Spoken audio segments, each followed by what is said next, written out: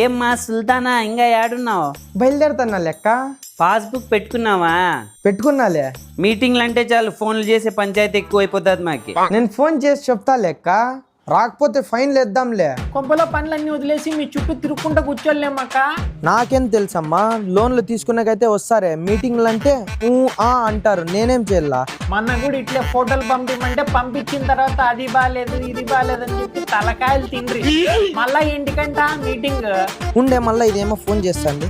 అవును, చెప్పేది మర్చిపోయినా చూడువే, ఆటో ఛార్జీలకి తీసుకురమ్మని చెప్పు వాళ్ళకి. తలా 50 రూపాయలు ఏంటికంటమ్మా? ఆటోలో పిలుచుకపోతాదా లేదంటే కార్లో పిలుచుకపోతాదా?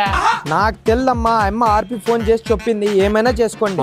Very good very good. ఏలే నువ్వు కూడా కమిషన్ తింటాంటావు అమ్మా.